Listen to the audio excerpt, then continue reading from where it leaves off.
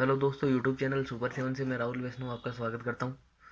और हम परमाणु संरचना के बारे में पढ़ रहे थे, जिसमें हमने अपने पिछले वीडियो के अंदर देखा था कि जो डोल्टन का जो परमाणु सिद्धांत है, जो कि कहता है कि हमारे आसपास के जितने भी पदार्थ हैं, ये सभी एक छोटे सूक्ष्म, अति सूक्ष्म, अविभाजित, अलौकिक और मूलभूत कण से मिलकर बने होते हैं, जिसे हम परमाणु कहते हैं।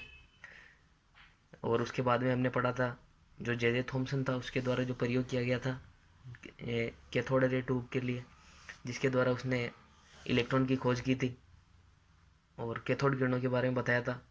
फिर जैसे जैसे प्रयोग आगे बढ़े तो बाद में और दूसरे जो कण है उनकी खोज हुई थी, जैसे प्रोटॉन, न्यूट्रॉन।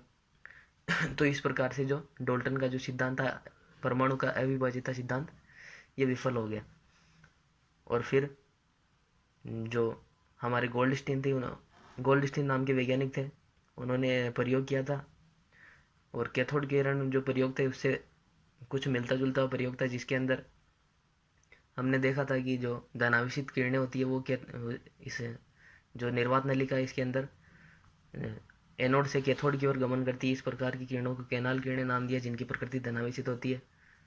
और उसके बाद में जेम्स चैडविक नाम के वैज्ञानिक थे, इन्होंने न्यूट्रॉन की खोज की। इस प्रकार से ये आगे बढ़ा।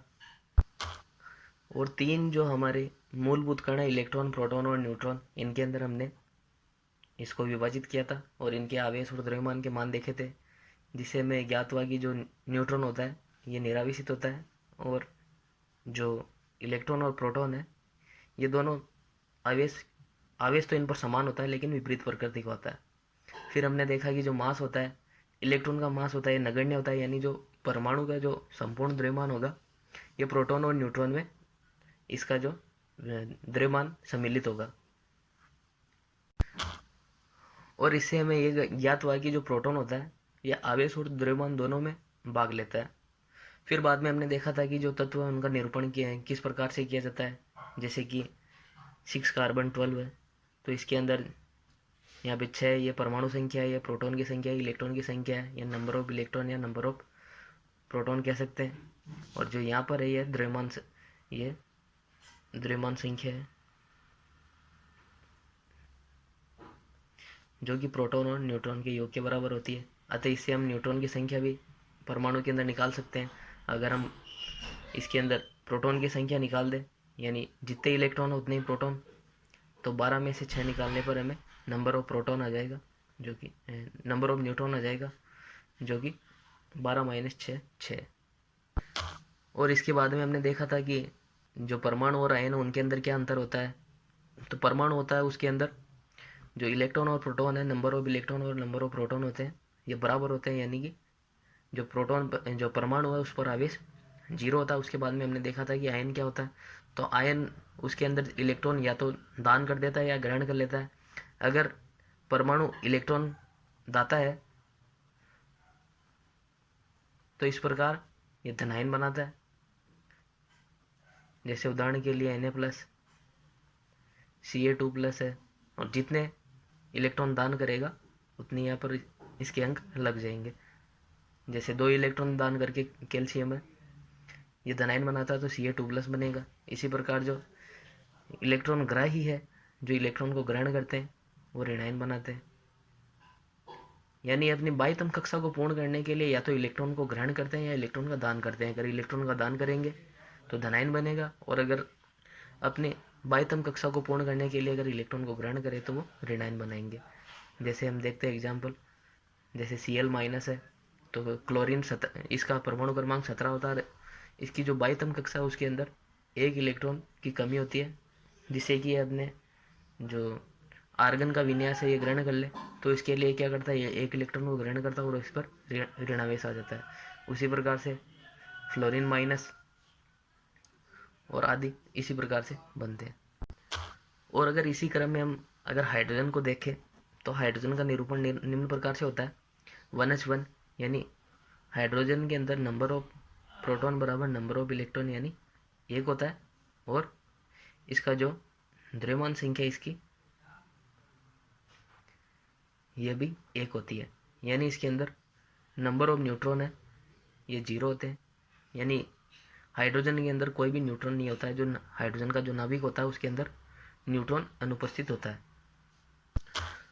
और अगर हाइड्रोजन इस एक इलेक्ट्रॉन को अगर त्यागे तो H+ बनाता है, यानी इलेक्ट्रॉन का त्याग करेगा तो H+ आयन बनेगा। तो इसके अंदर जो एक इलेक्ट्रॉन था, इसके जो एस उपकोष था, इसके अंदर जो एक इलेक्ट्रॉन था ये भी निकल जाएगा और इसके अंदर सिर्फ एक प्रोटॉन बचेगा। यानी H+ के अंदर न्यूट्रॉन की संख्या 0, इलेक्ट्रॉन की संख्या 0 और सिर्फ एक प्रोटॉन बचेगा। तो इसलिए हम जो प्रोटॉन होता है उसको हम H+ से भी कई बार लिख देते हैं। अब हम हाइड्रोजन के कुछ गुण हैं उनके बारे में पढ़ते हैं। तो इनमें सबसे पहला है, जो हाइड्रोजन है एक प्रकार की अधातु है। हाइड्रोजन है ये लिथियम, सोडियम और पोटेशियम इनकी तरह, ये बाह्यतम कोश में एक इलेक्ट्रॉन रखती है, लेकिन उनकी तरह धातु नहीं है। जो लिथियम और जो पोटेशियम है, सोडियम है, ये आदि ये जो सारी धातुएं हैं, इनके बाह्यतम कोश में एक इलेक्ट्रॉन होता है और ये धात्विक प्रकृति की होती है। लेकिन जो हाइड्रोजन है ये धातु होती है, क्योंकि धातु का गुण होता है कि ये इलेक्ट्रॉन का त्याग करके धनायन बनाती है, जबकि हाइड्रोजन है ये कभी भी इलेक्ट्रॉन का त्याग नहीं करते हैं और ये हमेशा इलेक्ट्रॉन का साझा करते हैं। जैसे हम यौगिक देखते हैं HCl, तो इसके अंदर हाइड्रोजन है और जो क्लोरीन है ये एक एक इलेक्ट्रॉन का साझा करते हैं और एकल बंध का निर्माण करते हैं। तो यहाँ पर सहसंयोजक बंध का निर्माण होता है। जबकि अगर हम NaCl की बात करें तो यहाँ पर ये Na+ और Cl- संरचना रखते हैं, यानी जो सोडियम है ये एक इलेक्ट्रॉन का त्याग करेगा और नियोन का विन्यास ग्रहण करेगा, जबकि क्लोरीन है ये इस त्यागे हुए इलेक्ट्रॉन को ग्रहण करेगा और आर्गन का विन्यास ग्रहण करेगा। तो इनके अंदर जो ये आयनिक बंध पाया जाता है। और वहीं HCl है, इनके मध्य ये जो बंध है ये सहसंयोजक प्रकृति का होता है। दूसरा इनका जो गुण है ये है कि ये लाइटेस्ट गैस होती है, यानी ये सबसे हल्की गैस है और इसीलिए इसका जो उपयोग है ये जो गुब्बारे होते हैं उनके अंदर किया जाता है। और ये गुब्बारों के अंदर हाइड्रोजन और हीलियम को साथ मिला के इनको रखा जाता है। हाइड्रोजन इसके अंदर ईंधन के रूप में काम आता है और जो हीलियम है ये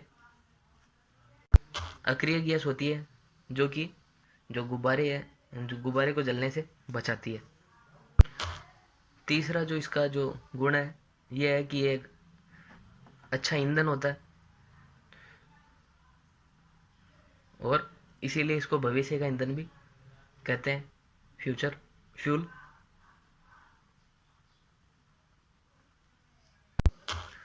जो रॉकेट वगैरह होते हैं उनके अंदर ईंधन के रूप में इसका प्रयोग किया जाता है ताकि उसको कक्षा में प्रणोदित किया जाए। हाइड्रोजन एक अच्छा ईंधन है, लेकिन अभी इसका उपयोग नहीं किया जाता है क्योंकि अभी हमारे पास ऐसी तकनीक नहीं है कि जिसके द्वारा हम इसका आसानी से भंडारण कर सके। तो इसी कारण जो हाइड्रोजन है इसका उपयोग ईंधन के रूप में हम अभी नहीं करते हैं। और जो हाइड्रोजन गैस पर आधारित जो व्हीकल होते हैं उनका जो उत्पाद होता है ये जलवाष्प होता है और इसीलिए ये हमारे वातावरण को ये प्रदूषित नहीं करते और इसीलिए इसको फ्यूचर फ्यूल भी कहते हैं। चौथा जो इसका जो गुण है ये है कि जो ये आवर्त सारणी के अंदर जो हाइड्रोजन है इसको कोई स्थान नहीं दिया गया है, क्योंकि जो हाइड्रोजन है ये जो प्रथम वर्ग है यानी जो सारी धातुएं होती हैं उनसे, और जो 17वां वर्ग है यानी कि जो हमारे हेलोजेंस होते हैं फ्लोरीन, क्लोरीन, ब्रोमीन, आयोडीन, इनसे समानता रखता है और इसी कारण इसका जो स्थान है यह आवर्त सारणी के अंदर निश्चित नहीं है। और निम्न प्रकार से ये जो हाइड्रोजन है इसके गुण यहाँ पर हम पढ़ते हैं। इनमें सबसे पहला धातु, दूसरा लाइटेस्ट गैस। लाइटेस्ट गैस इसे इसलिए बोलते हैं क्योंकि जो हमारे जो पृथ्वी का चारों ओर का आवरण है तो उस आवरण को विभिन्न परतों में बांटा गया है। जैसे सबसे पहले वह सौर मंडल, यानी पृथ्वी से जो 10 से जो 15 किलोमीटर की ऊंचाई है ये वाला। एरिया है जो सौरमंडल कहलाता है, और जो 50 से 60 किलोमीटर का जो ऊंचाई का जो तल है इसे समताप मंडल कहते हैं। और यही हमारा वायुमंडल है, यानी जो हमारे आसपास की जो सारी गैसेज है वो सारी यहीं पर रहती है, और इसीलिए इसे हम वायुमंडल कहते हैं। और जो वायुमंडल है, वायुमंडल के अंदर सबसे ज़्यादा पाई जाने वाली गैस है नाइट्रोजन, जो 78% रहती है। और वायुमंडल के अंदर जो अनुपस्थित गैस है वह हाइड्रोजन, यानी हाइड्रोजन इतनी हल्की होती है कि यह वायुमंडल से भी ऊपर चली जाती है। यानी हम कह सकते हैं कि वायुमंडल में अनुपस्थित गैस है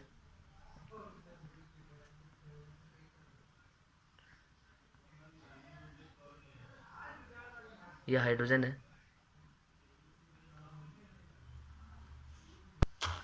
और जो वायुमंडल है, वायुमंडल के अंदर जो अक्रिय गैसें होती हैं, यानी जो 18वें वर्ग की जो गैसेज हैं उनके अंदर सबसे ज़्यादा होती है आर्गन। यानी अक्रिय गैस के अंदर वायुमंडल में सबसे ज़्यादा पाई जाने वाली कौन सी है, वह है आर्गन, और इसका प्रतिशत है 12 से 15%। और ऐसी अक्रिय गैस जो वायुमंडल में नहीं पाई जाती है, यानी अक्रिय गैस जो वायुमंडल में नहीं हो, तो वो कौन सी है, रेडॉन। यानी ये इतनी भारी होती है कि ये जो अपना वायुमंडल है इससे जो नीचे का एरिया इसके अंदर पाई जाती है। आज की वीडियो में दोस्तों इतना ही, और अगर वीडियो अच्छा लगे तो वीडियो को लाइक कीजिएगा, शेयर कीजिएगा और चैनल को सब्सक्राइब कीजिएगा। Thank you.